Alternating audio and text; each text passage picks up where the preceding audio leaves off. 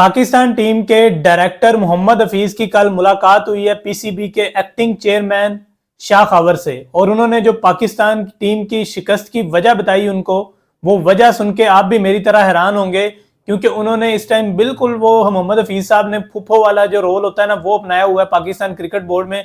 और उन्होंने शिकायत लगा दी शाह खावर साहब को, जो एक्टिंग चेयरमैन है इस टाइम पीसीबी के, कि भाई जो वजह थी हारने की, जो शिकस्त की वजह थी 3-0 ऑस्ट्रेलिया में हुई, 4-1 न्यूजीलैंड में हुई, उसकी मेन वजह यह थी कि प्लेयर्स का जो फोकस था ना वो लीग क्रिकेट पे था, ना कि पाकिस्तान क्रिकेट टीम पे। तो भाई प्लेयर्स का फोकस लीग क्रिकेट पे था, तो आपका फोकस कहां पे था? आप किस चीज की सैलरी ले रहे हैं पीसीबी से? उधर तो आप बॉस बने हुए थे, यानी प्लेयर्स को आप कह रहे थे कि भाई आप सबसे पहले मुझे सलाम करें, जो टीम के मैनेजर थे वो कह रहे थे सबसे पहले मुझे सलाम करें। तो भाई आपकी तो सलामियां चल रही थी वहां पे, आप प्लेयर्स का कसूर बना रहे हैं।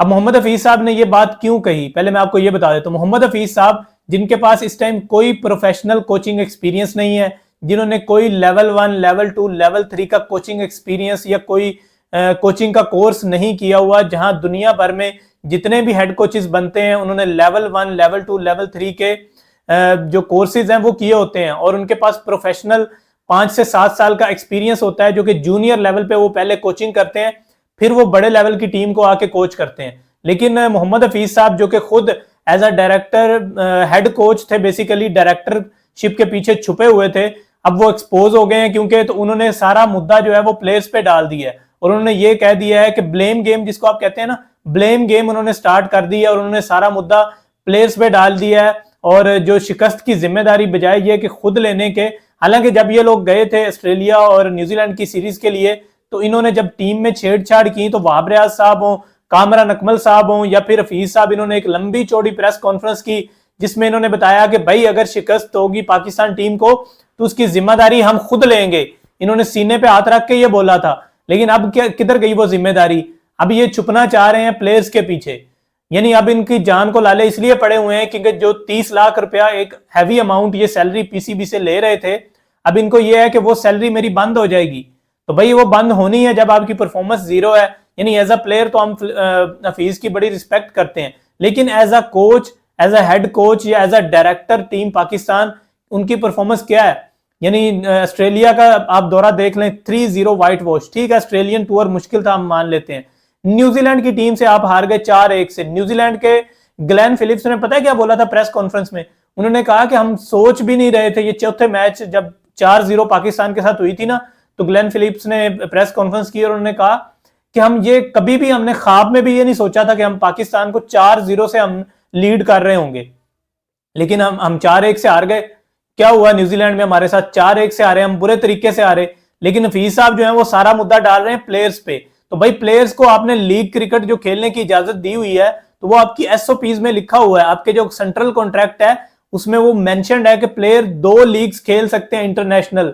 क्या आपने 3 लीग्स खेलने दी उनको? वो दूसरी लीग ही खेलने गए हुए हैं जितने भी प्लेयर्स हैं। यानी बाबर आजम ने इससे पहले 1 लीग खेली हुई थी, मोहम्मद रिजवान ने भी 1 लीग खेली थी, शहीन शाह अफरीदी ने भी।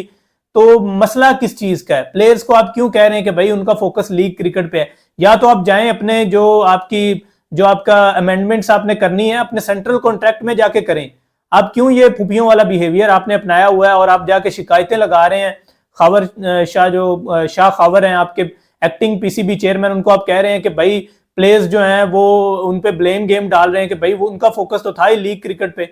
आप ये क्यों नहीं कहते कि हम नाकाम थे, हमने जो टीम सिलेक्ट की थी, हमने जो अपने टूर पे टीम लेके गए थे, वो टीम नहीं कॉम्पिटेंट थी। यानी आपने अपनी गलती नहीं मानी, आपने फिर वही सारा ब्लेम जो था वो प्लेयर्स पे डाल दिया। किसने कहा था आपको आप आजम खान को लेके जाएं? किसने कहा था आपको कि आप ओपनर्स के साथ छेड़छाड़ करें? आपने साइम अयूब पे, एक जो यंगस्टर बच्चा है उस पर एक अलग किस्म का प्रेशर डाल दिया। न्यूजीलैंड में जाके एक टफेस्ट कंडीशन में आपने उनको ओपनिंग दे दी।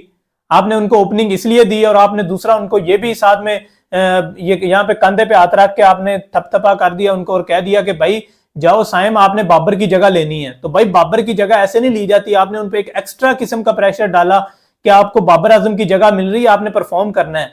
तो जब आप उनको ये बोलेंगे कि भाई आपको बाबर की जगह मिल रही है, आपने परफॉर्म करना है, तो जहां उसने परफॉर्म करना भी था वो फिर भी परफॉर्म नहीं कर पाया। फिर आपने क्या किया? आपने आजम खान को बिला वजह 4 चांस दे दिए जिसकी कोई तुक ही नहीं बनती थी। आजम खान, पहली बात यह कि उनको जाना ही नहीं चाहिए था टूर पे, तो ये हमारी सिलेक्शन का सबसे बड़ा फ्लॉ था। फिर उसके बाद जितने भी मतलब इन्होंने डिसीजंस लिए हैं पाकिस्तान क्रिकेट बोर्ड ने, वो कोई एक डिसीजन भी पाकिस्तान टीम के लिए सही साबित नहीं हुआ।